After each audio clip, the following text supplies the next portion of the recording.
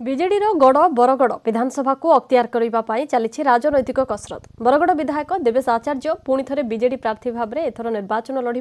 Congress Nippon दास और BJP पुणी थे अश्विनी षडंगी निर्वाचन मैदान को ओह्लाई। एथर बरगड़ विधायक देवेश आचार्य किपरि निर्वाचन लड़े, कौन रणनीति कौशल अवलंबन करेंगे से नहीं सहित आलोचना कर बरगड़ प्रतिनिधि रंजन कुमार देवता। बरगड़ निर्वाचन मंडली बीजेडी गड़ को दखल करने अंटा भिड़ी कांग्रेस एवं बीजेपी।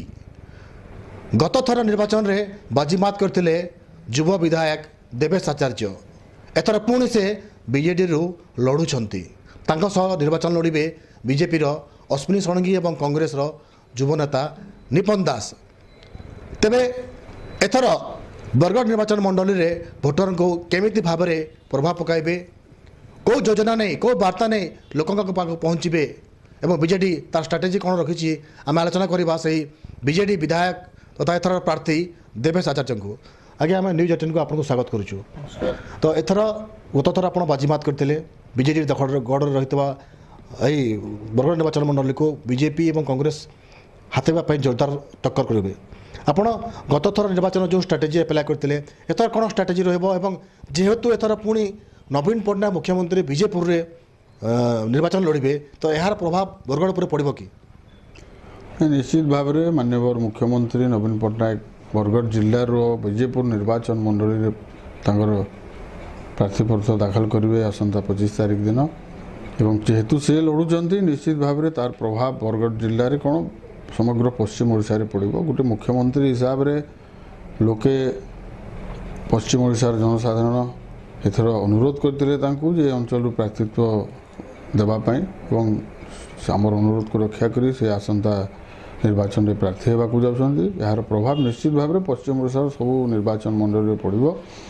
एवं जो स्ट्राटेजी कथा कहते कि आमर योजना कथा कहते विगत 5 वर्ष भितर बरगड़ जनसाधारण आशीर्वाद निर्वाचित होगापर आमे जहाँ जहाँ निर्वाचन प्रतिश्रुति देइथिलु प्रायतः सब काम संपूर्ण है कि काम चली एवं आम सब गोटे पॉजिटिव माइंडसेट नहीं लोकों पाक जाऊँ।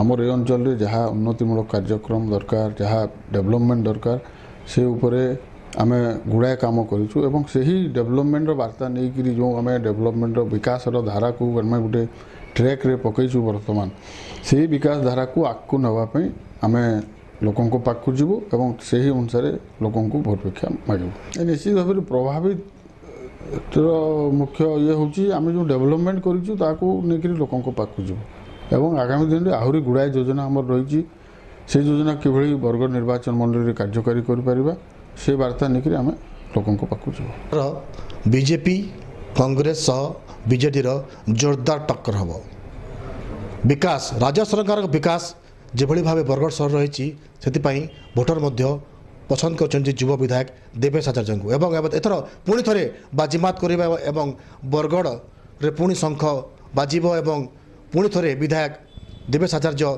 नवनिर्वाचित भाव पुणी थे विधायक भाव विजयी हुए बोली आशा बांधि। तेज देखा जाऊ समय ही आग को कह किए बरगड़ राजा मुकुट पिंधिब राज सिंहासन में किए बसता समय कह। बरगड़ रंजन कुमार देवता न्यूज 18 ओडिया।